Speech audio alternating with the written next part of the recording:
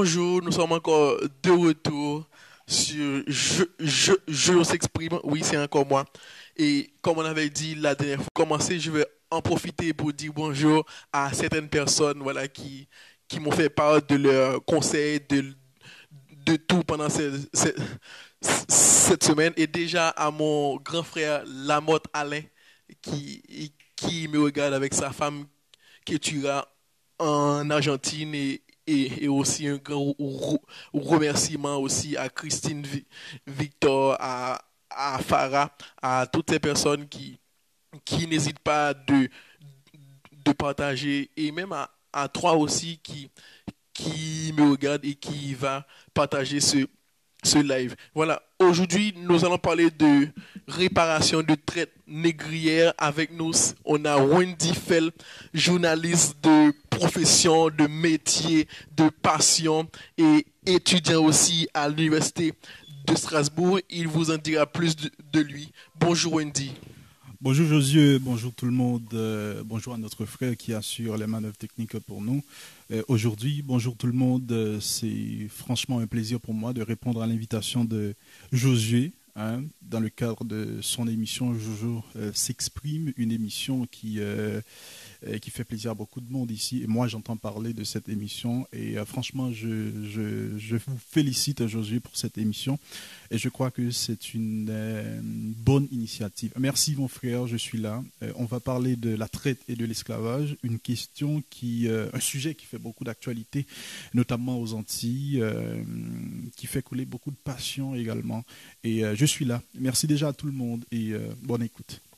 Voilà, merci Wendy d'avoir répondu à cette invitation. À noter que c'est un confrère, c'est un ami, c'est un compatriote haïtien, comme on dit en créole, nous c'est Cabri Tomaso, même plus maille. Et laissez-moi dire merci aussi à Ariles, c'est mon concepteur de site, mon infographiste, tout ce qui est design, tout ce qui est montage vidéo. Et vous aussi, si vous êtes intéressé, il a sa page Facebook, c'est Créagi, et n'hésitez pas à le contacter.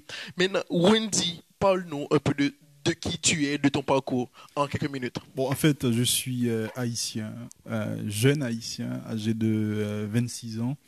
Je suis journaliste de profession, mais juriste, hein, juriste. Je suis étudiant en master 2 de droit pénal à l'université de Strasbourg en ce moment, mais bien avant le droit, puisque moi je suis quelqu'un qui est intéressé par la politique. J'ai eu le temps, j'ai eu l'opportunité de faire une licence en sciences politiques également à l'université des Antilles en Martinique. J'étudie le journalisme, etc., etc. C'est-à-dire, moi je suis quelqu'un qui est passionné de tout ce qui se passe dans le monde. Je suis haïtien certes, mais je suis un homme du monde, mais il faut que, je dois le dire, je suis également africain, parce que moi je me considère comme un Africain avant tout.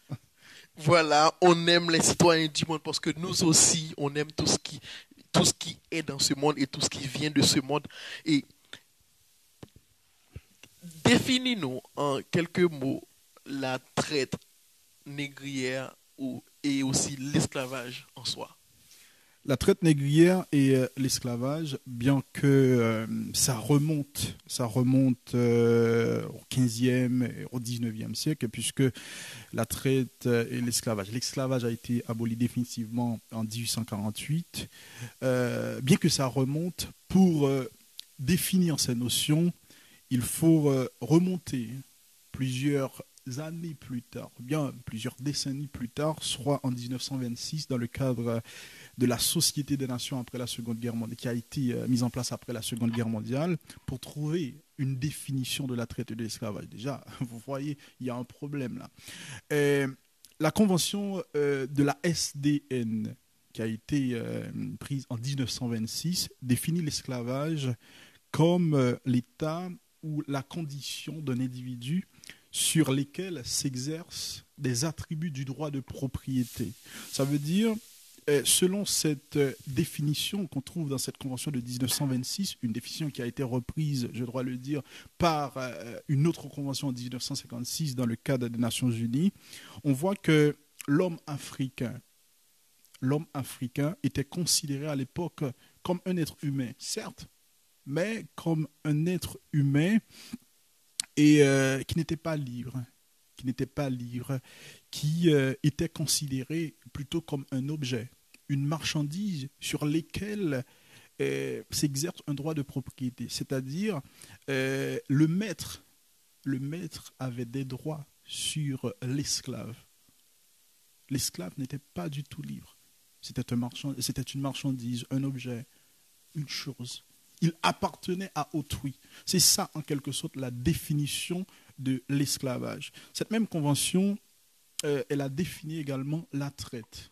Comment elle l'a défini? Elle l'a défini comme tout acte de capture, d'acquisition ou de cession d'un être humain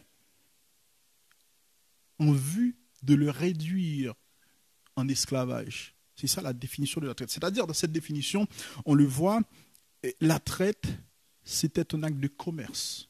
C'était un acte de commerce, un acte de transport d'un être humain dans un autre endroit pour le réduire en esclavage. C'est ça, en quelque sorte, la définition qu'on donne de la traite et de l'esclavage.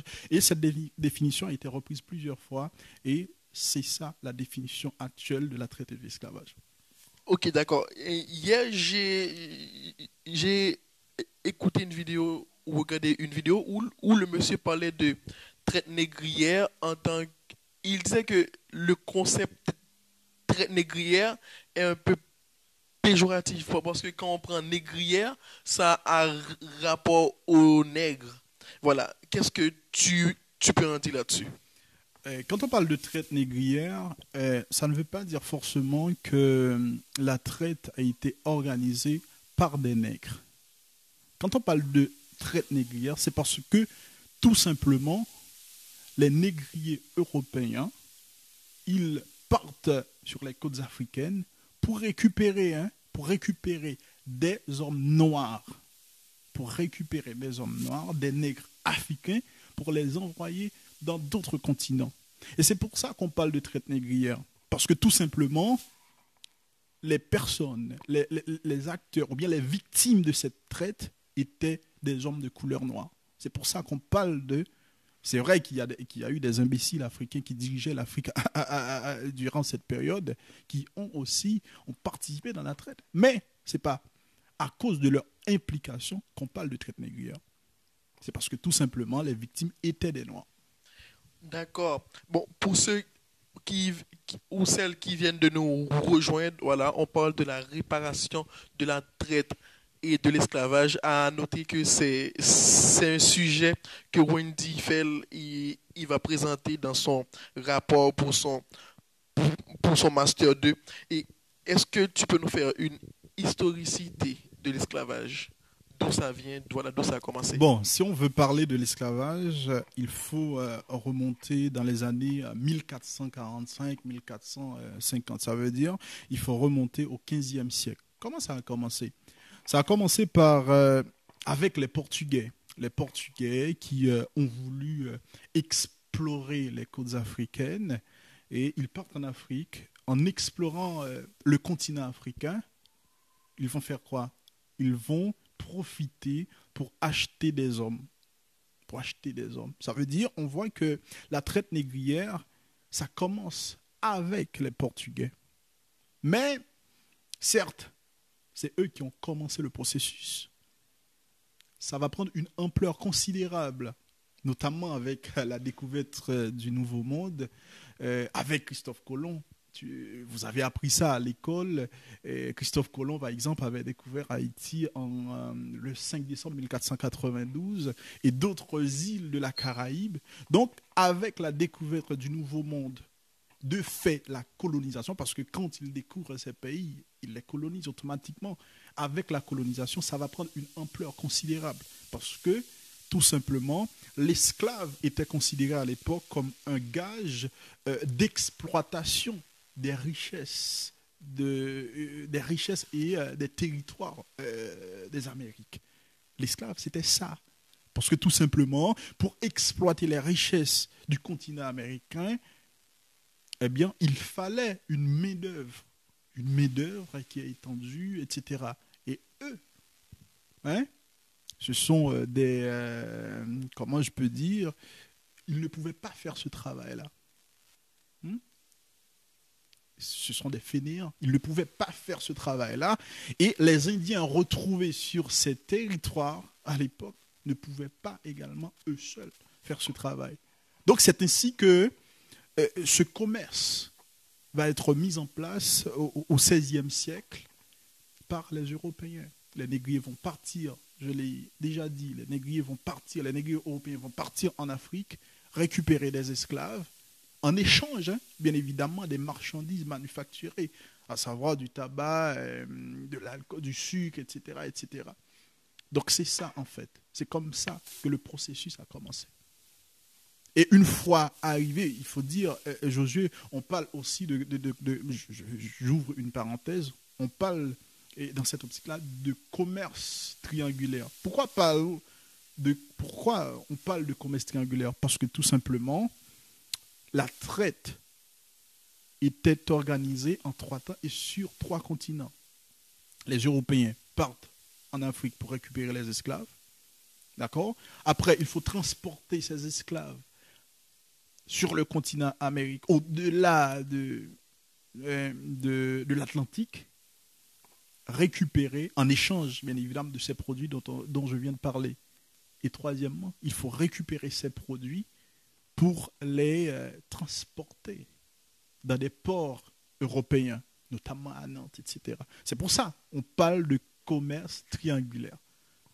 Donc c'est ça, en quelque sorte, n'oubliez pas, le sujet, c'est la réparation de la traite et de l'esclavage. Je ne viens pas pour faire une historicité de la traite en tant que telle, mais je viens parler de la réparation et on fait une brève historicité de la traite. Voilà, et là, on va arriver sur la réparation. Maintenant, si on demande réparation, c'est qu'un préjudice a été commis. Maintenant, et s'il faut réparer, il faut réparer qui? Il faut réparer quoi?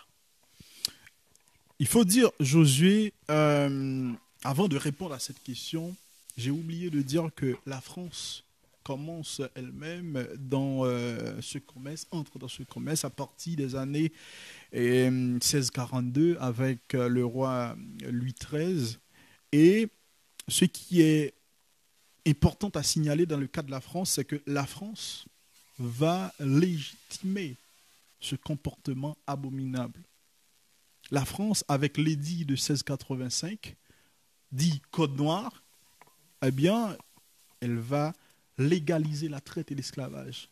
Et dans ce Code noir, l'article 44 dit très bien, explicitement, que la traite, que l'esclave était un bien meuble. D'accord? Et l'article 38 va aller plus loin pour dire que l'esclave, en cas de tentative de fuite, à la première tentative, le maître a le droit de marquer l'esclave et de lui couper une oreille. À la deuxième tentative, le maître a l'autorisation de couper un jarret et lui marquer dans l'autre épaule. Et à la troisième tentative, le maître a le droit de le peindre. Ça veut dire, on voit que en France, il y avait une législation qui autorisait le maître à tuer l'esclave. C'est-à-dire, le maître avait droit de vie et de mort sur son esclave. Donc, après de longues années, après plusieurs siècles, il a fallu attendre la loi Taubira de 2001. Taubira, guyanais, on le sait, qui était député en 1999, elle a fait cette proposition de loi pour dire que la France doit reconnaître l'esclavage et la traite comme crime contre l'humanité et la France doit déterminer les conditions de la réparation de ce crime abominable. C'est ça, en effet, la proposition initiale de Christiane Taubira. Mais finalement, l'Assemblée nationale française va voter une loi en 2001 pour tout simplement reconnaître la traite comme un crime contre l'humanité, mais les députés, les sénateurs, les hommes politiques français ont exempté cette loi de la notion de réparation. Et aujourd'hui, dans la loi de 2001 de Christiane Taubira, il n'y a aucune référence à la notion de réparation. Si on lit l'article 1 de cette loi, il dit très clairement que la République française reconnaît que la traite transatlantique et autres constitue un crime contre l'humanité. Mais jamais le mot réparation n'apparaît pas dans cette loi. Et c'est ce qui est important à signaler, c'est que c'est cette loi-là qui va être considérée comme le nœud gordien de toute action judiciaire qui vont être menées contre l'État français sur cette question. Ainsi, 2 associations martiniquaises, le MIR, Mouvement international pour la réparation, et une autre association, vont assigner l'État français en 2005 en justice, le 30 mai 2005 en justice, pour demander réparation. Ces 2 associations réclamaient 200 milliards d'euros en guise de réparation de la traite et de l'esclavage. Et aujourd'hui, je viens à votre question, qu'est-ce qu'on fait? On répare quoi? À qui? On sait très bien qu'on répare la traite et l'esclavage, mais à qui? C'est ça la question aujourd'hui que chaque citoyen, noir surtout, doit se poser. Vous comprenez? On répare qui à quoi? On répare la traite, mais à qui? À quelle personne? Eh bien, dans cette optique, l'assignation a été faite en 2005, donc une longue procédure judiciaire. D'ailleurs, la première chose, l'avocat de l'État français va dire, alors je parle de ce sujet, je vous le signale, c'est parce que tout simplement, j'ai fait mon stage dans le cabinet de maître Georges-Emmanuel Germani, qui était l'un des avocats des 2 associations demanderesses dans cette affaire. Donc, c'est-à-dire, je maîtrise en quelque sorte le sujet. Les avocats de l'État vont dire quoi? Vont dire, oui, cette loi Taubira, c'est sur elle que repose votre action, mais cette loi ne pose pas le principe de l'imprescriptibilité de la traite et de l'esclavage. C'est ça. Et deuxième chose, les avocats de l'État vont dire, vous assignez l'État français, mais le juge judiciaire français ne peut pas juger cette action. Ne peut pas juger cette affaire, parce que tout simplement, c'est l'État qui est en cause. Or, l'article 212-1 du Code pénal pose le principe de l'irresponsabilité pénale de l'État. Donc, le juge judiciaire n'est pas du tout compétent pour juger cette affaire. Tu vois, il va avoir beaucoup d'arguments, et finalement, c'est le juge judiciaire qui va être déclaré compétent pour juger l'affaire. Ça, c'était un premier obstacle. Mais il y a beaucoup d'autres, notamment la question de l'imprescriptibilité des crimes contre l'humanité, de fait, la prescription des faits de traite et de l'esclavage. Donc, tu vois, vous voyez, il y a beaucoup d'obstacles. Et aujourd'hui, l'affaire est au niveau de la Cour de cassation. On attend la décision de la Cour de cassation. Parce que finalement, comment ça s'est passé? Le juge, le tribunal va dire non, les associations ne sont pas... Elles ont certes la qualité d'agir puisque la loi leur donne la possibilité de mener des actions, mais les associations n'ont pas d'intérêt puisque elles ne prouvent pas avoir subi un préjudice qui leur donne droit d'agir contre l'État français. Et qu'est-ce que les associations vont faire? Les associations, elles vont dire, bon, puisque le tribunal dit que nous n'avons pas d'intérêt à agir dans cette affaire, eh bien, on va demander à des citoyens pour venir porter plainte contre l'État français. Et effectivement, il y a des citoyens martiniquais, guadeloupéens, qui vont se constituer à côté de ces associations et vont entrer dans l'action. Qu'est-ce qui va se passer après? L'État français va dire certes, vous intervenez dans la procédure, mais vous aussi, vous devez prouver vous devez prouver que vous êtes des descendants d'esclaves. Et c'est là que ça devient intéressant. 170 ans plus tard, après l'abolition de l'esclavage, près de 170 ans plus tard, comment un citoyen, comment vous, comment moi, comment l'autre, on peut prouver qu'on subit actuellement des préjudices qui découlent de l'esclavage. Et là, certains de ces citoyens vont quand même faire un travail d'archéogénéalogique pour trouver une généalogie qui prouve qu'ils sont bien des descendants d'esclaves. J'ai une question. Donc, tu as parlé de deux associations antillaises. Mais, donc là, on voit les Antilles. Ouais. Qu'en est-il des pays africains? Mais c'est ça le problème, Josué. C'est ça le problème, puisque si uniquement les Antillais et les Martiniquais demandent réparation, si toutefois il y avait une réponse positive et que le tribunal leur donne une réponse positive, ah bien, que feraient les autres Noirs? Que feraient les autres pays africains? Que ferais moi en tant qu'Haïtien? Automatiquement, je pouvais dire que moi aussi, je suis descendant d'esclaves.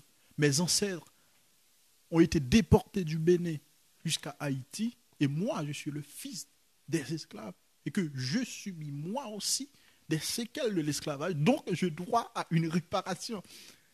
Ça veut dire, au-delà de la question politique, il y a une question, il y a l'aspect économique aussi de la question. L'État français jamais, jamais, jamais laisserait ça passer comme ça. Parce que ce serait un chambardement total. Hein? Ce serait un chambardement total. Et l'État français ne saurait assumer cette responsabilité en donnant une réponse positive à ces gens-là qui ont assigné l'État français à réparation. Mais est-ce que leur démarche n'est pas légitime? On peut dire oui. Même si moi, je peux ne pas être d'accord avec la démarche. Parce que plus de 150 ans après l'abolition de l'esclavage, je ne vois pas en quoi une demande en réparation peut être utile. Réparation, certes. Alors, il faut que vous compreniez ce que j'ai dit. Hein. Je ne vois pas en quoi une demande en réparation individuelle peut être utile. D'accord? Moi, je ne vais pas dire à l'État français, j'ai été fils, mes ancêtres étaient esclaves, etc. Donc aujourd'hui, je vis encore avec des séquelles de l'esclavage, donc j'ai droit à réparation. Non, pas du tout. Surtout, ce serait pour moi un coup dur pour nos ancêtres qui ont subi tout ça, qui ont été déportés, qui ont été déshumanisés. Et quand aujourd'hui, on va au tribunal, et puis le tribunal dit, oui, ses ancêtres ont été victimes de la traite, de l'esclavage, etc. Donc il a droit à 20 000 euros. Non, ce n'est pas normal de monnayer les lames de nos ancêtres. Je vais rebondir sur ce qu'a dit Wendy Feld. Donc, on sait les impacts de l'esclavage. On sait que voilà, nos ancêtres ont subi beaucoup de choses. Et même aujourd'hui, il y a des gens qui sont esclaves, mais esclaves de leur pensée, esclaves de quelqu'un d'autre, esclaves de cette vie, esclaves d'un esprit de conditionnement. Mais moi, je vais aller plus loin pour dire que on demande réparation à qui et pourquoi. Mais sachez que l'impact de l'esclavage a, a contribué à la richesse de beaucoup de pays colonisateurs. Donc, si on ne peut pas demander réparation, mais n'oubliez pas qu'il y a des pays qui sont ce qu'ils sont aujourd'hui, sans l'esclavage, ils ne le seront pas. Qu'est-ce que tu dis dedans? Je n'ai pas maîtrisé, je n'ai pas bien compris la question. Il y a des pays qui, maintenant, sans l'esclavage, ils ne seront pas là où ils sont aujourd'hui. Donc, qui ont profité, qui ont bénéficié des aspects de l'esclavage, malheureusement. Leur richesse est due à l'esclavage. Donc, si nous, on ne peut pas demander réparation, sachant que de nos jours, certains pays ne seraient pas ce qu'ils sont aujourd'hui sans l'esclavage. D'ailleurs, je vous réponds pour vous dire clairement qu'on peut demander réparation. On peut demander réparation. Hein. Moi, je n'ai aucun problème là-dessus. Mais moi, personnellement, je ne demanderai jamais une réparation individuelle en disant que l'État français doit me donner 20 000 euros, sachant que dans cette procédure, les individus ont réclamé 20 000 euros, 30 000 euros, etc. Ça, c'est une honte. Ça, c'est une honte. Mais on peut demander réparation. Sur l'autre aspect, je vous dirais rapidement que la France ne serait pas ce qu'elle est aujourd'hui sans la traite et l'esclavage. La France a construit sa richesse sur la traite et l'esclavage. Et aujourd'hui, en France, il y a des individus, des entreprises françaises qui continuent à jouir ce que nos ancêtres ont subi durant des siècles. Oui, il est clair, il y a des gens aujourd'hui qui jouissent encore des fruits de l'esclavage. Et ça, c'est dur. Et c'est pour cette raison que, dans cette affaire, les requérants intervenants individuels, ils ont demandé à ce que la justice condamne les entreprises françaises qui jouissent encore de l'esclavage. Ils ont demandé à ce qu'on demande à ces entreprises de donner 1% de leur chiffre d'affaires afin d'aller construire des écoles en Afrique, etc., etc. Oui, ça veut dire, même l'État français continue à jouir des fruits de l'esclavage. L'État français, la France, aujourd'hui, est mise face à ce passé colonial. La France est mise face à son passé colonial. Et ça, on ne peut pas discuter là-dessus. La France a construit sa richesse sur l'esclavage, sur la traite. Et c'est très dur. Voilà, on va bientôt finir. Comme on a dit, Fini déjà. On parlait de réparation. Fini déjà, Donc, Josué. voilà, c'est pas le temps qu'on va parler qui va changer les choses. Mais je vais encore rebondir sur quelque chose. Maintenant, tu as parlé de la France. Maintenant, on va prendre le cas de Haïti. Parce que je crois que dans le livre de Taubira, c'est l'esclavage raconté à ma fille. Tu m'as avoué quelque chose. Est-ce que tu peux l'avouer aux gens qui nous regardent? Alors, je vais dire à tout le monde que peut-être l'une des raisons pour lesquelles je ne suis pas fan de ceux qui demandent réparation individuelle, c'est parce que peut-être je suis haïtien. Alors je vais m'expliquer pourquoi. Parce que moi, en tant qu'haïtien, il y a beaucoup d'autres haïtiens qui pensent comme moi. Nous ne demandons pas réparation à la France. Nous ne demandons pas réparation à la France. Nos ancêtres ont été asservis. Ils ont lutté. Hein. Ils se sont battus pour avoir leur indépendance, pour donner le sens à ce mot, liberté. Eh bien, nous ne voulons pas détruire ce qu'ils ont fait en demandant une réparation quelconque. C'est pour ça que nous battons plutôt pour une égalité. C'est pour ça qu'on se bat. Par exemple, nous les Haïtiens, moi en tant qu'Haïtien, je suis fan plutôt de la restitution. De la restitution de l'argent que la France nous avait extorqué. Alors je parle d'extorsion, je ne parle pas de voler. Je n'utilise pas non plus en tant que juriste, en tant qu'étudiant en droit, le mot dette, parce que tout simplement, une dette, pour qu'il y ait dette, il faut un contrat, etc. etc. Hein? Vous m'avez emprunté quelque chose, hein? J'ai l'obligation de vous rendre ce que vous m'avez emprunté. Là, j'ai une dette envers toi. Mais Haïti, à l'époque, n'avait pas une dette envers la France. La France nous a extorqué 150 millions de francs. Et ça nous fait du mal. Et ça nous met dans la situation dans laquelle nous sommes aujourd'hui. Ça fait mal au peuple haïtien. Vous me demandez d'expliquer. Si on lit par exemple le livre de Christiane Taubira, L'esclavage raconté à ma fille, un livre qui est sorti bien après l'entrée en vigueur de sa loi. Christiane Taubira explique à la page 101 que la France, le roi Charles X, a demandé à ce jeune république noire indépendante de lui donner 150 millions de francs or pour qu'il puisse reconnaître son indépendance. 150 millions aujourd'hui, on l'évalue à plus de 21 milliards de dollars, d'euros. Ça veut dire, vous voyez. Et ces 150 millions d'euros là, de francs, à l'époque, c'était 5 années budgétaires de la France. Et ce qui est beaucoup plus important, c'est qu'à l'époque, en 1925, la population française était de 20 millions d'habitants, environ. Et la population haïtienne était de 800 000 habitants. Donc, le roi Charles X exigeait à 800 000 habitants haïtiens, 800 000 haïtiens, de pouvoir à l'ensemble de cette grande république pendant 5 ans.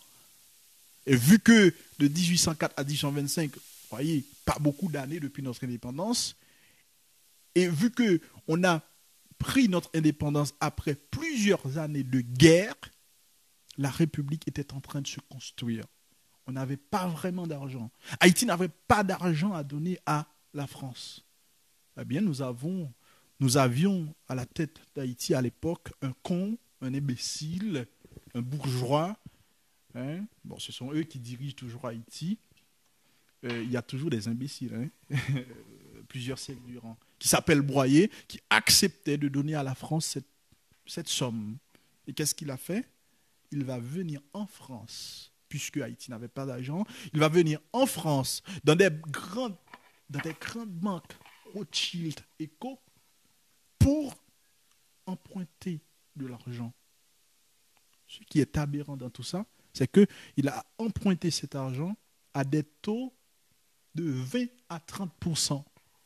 Et Haïti a passé plus de 150 ans à rembourser cet argent. Et ça nous fait du mal. Et c'est pour ça qu'on ne parle pas de réparation. Moi, je ne parle pas de réparation dans le cas d'Haïti. Je parle plutôt de la restitution de cette somme que la France nous avait extorquée.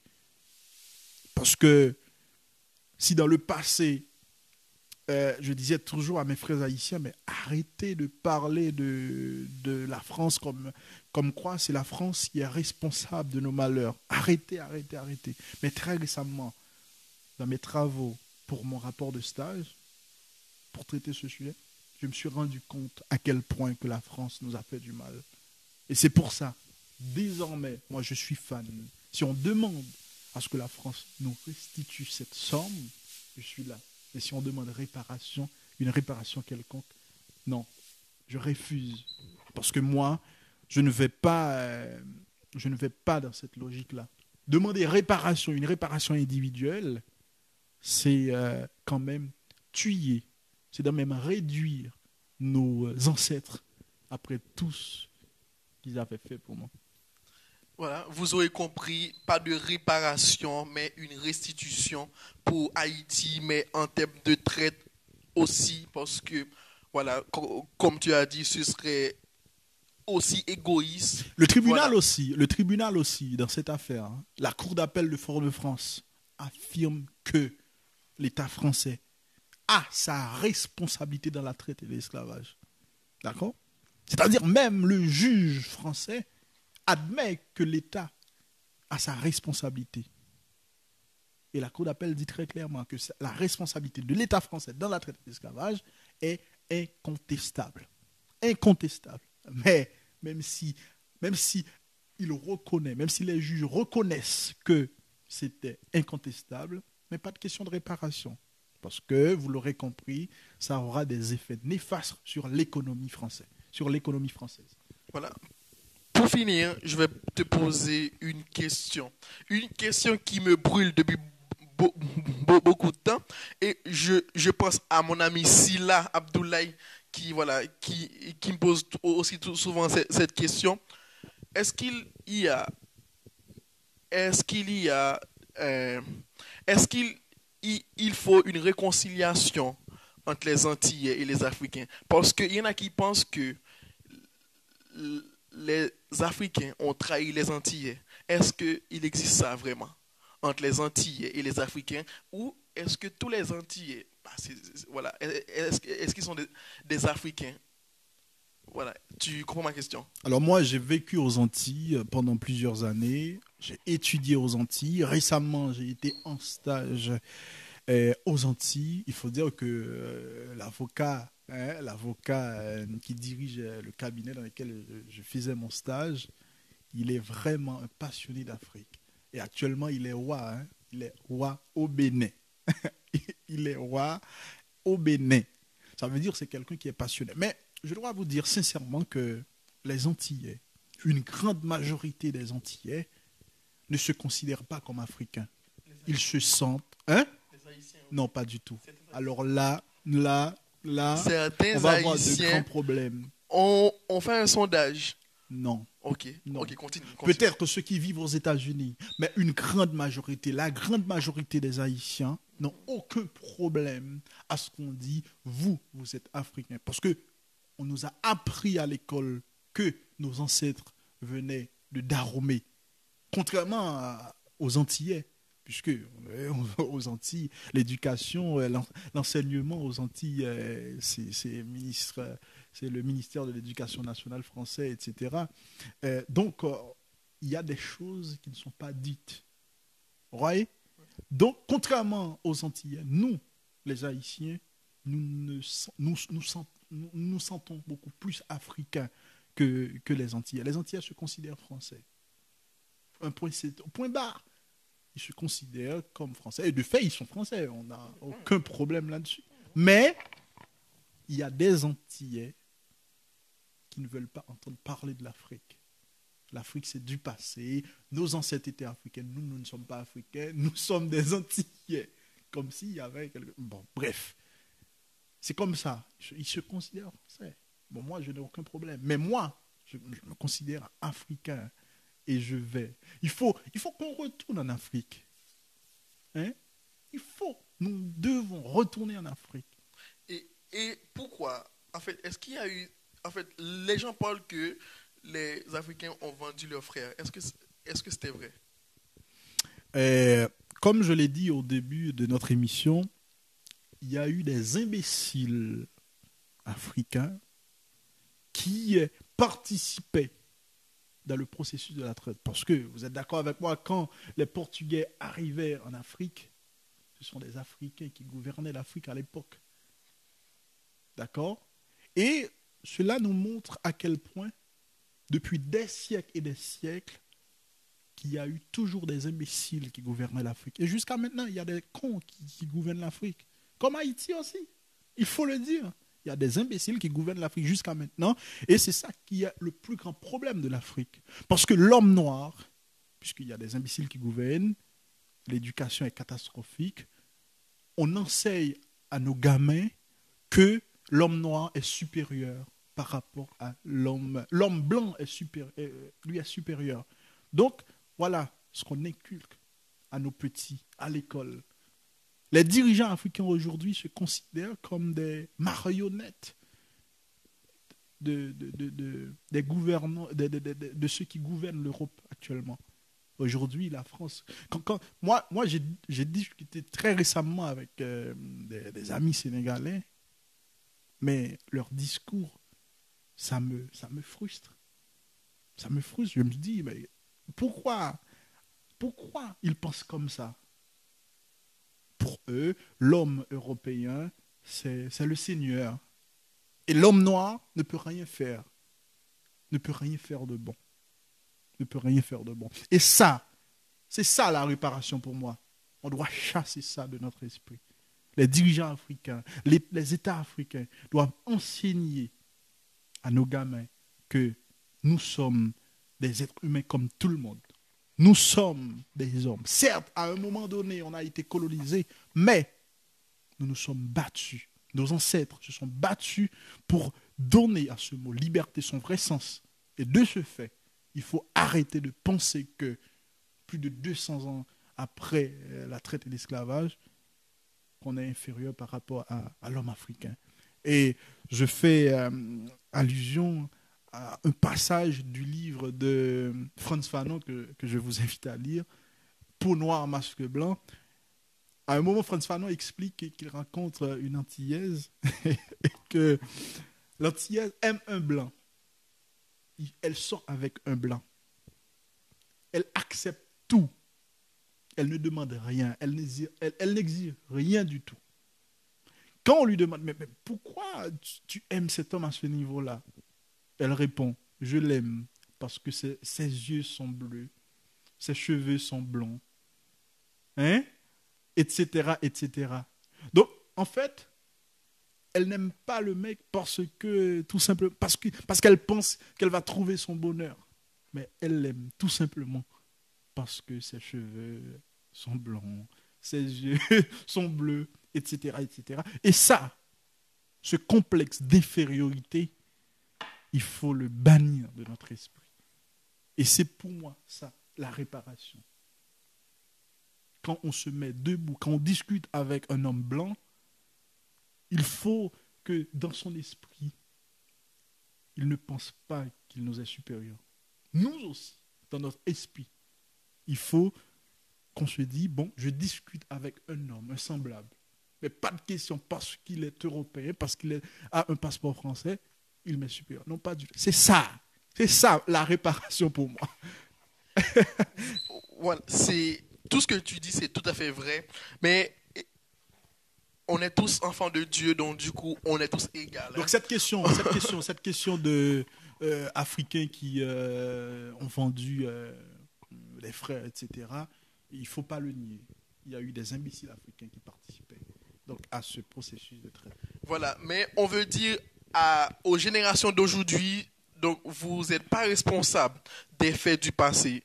Dans Jojo s'exprime, nous prenons cette capacité que l'homme a pour vivre pleinement sa liberté et pour vivre aussi qui il est. Pour finir, Wendy, est-ce que tu as quelque chose de spécial à dire pour finir? Moi, ce que je veux dire, c'est que, à vous qui m'écoutez, vous entendez parler de l'Afrique, vous ne connaissez pas l'Afrique. À un moment donné, il faut penser à retourner en Afrique. Il faut retourner à l'alma mater pour voir comment ça se passe. Il faut vraiment qu'on retourne en Afrique. Et moi, j'y retournerai. Peut-être en août. Je partirai. Il faut aussi le dire, quand on parle d'Afrique, on ne parle pas que l'Afrique noire. À noter. Moi, je parle de l'Afrique en général. Avec grand A. Ouais, il faut réconcilier avec l'Afrique. Parce que nous sommes des déportés qui... moi, je me suis comme déporté, hein? Perdu hein? Bref. Donc, il faut réconcilier avec l'Afrique. Il faut retourner. Il faut aller voir comment ça se passe. Moi, j'y retournerai. Je vais à Gorée. Je vais au Bénin. Je vais... je sais pas. Je vais voir là où Toussaint Louverture était né. Je vais voir sa famille, ma famille aussi. Parce que l'Afrique, c'est une et on est tous africains. Voilà, et moi je vais vous dire que on parle d'esclavage. Comme j'avais dit avant, beaucoup de personnes sont esclaves dans leur esprit. Beaucoup de personnes sont esclaves de qui ils sont peut-être esclaves de leur passé. Mais sache qu'aujourd'hui, on a parlé de réparation. Et Wendy, il a bien mentionné, s'il y a une réparation à faire, ce sera une réparation mentale. Ce sera une réparation dans la tête pour casser ces barrières, casser cette complexe d'infériorité, pour dire qu'on a cette capacité avec l'autre de vivre bien déjà avec l'autre, de donner nos meilleurs de nous-mêmes. Parce que c'est ce qu'on prône à Jour s'exprime. C'est pour ça que je dis toujours, ne me demandez pas d'où je viens, ne me demandez pas mon origine, mais demandez-moi ma destination. C'est ce qu'on veut, c'est ce qu'on aime. On aime la différence, parce que la différence, c'est une richesse. Merci à vous tous qui ont pris le temps de nous regarder. Et merci à Wendy de participer. Et sachez que le prochain live, on va parler de coaching, de coaching. Donc du coup, j'aurai un professionnel qui va parler de ce qu'est le coaching.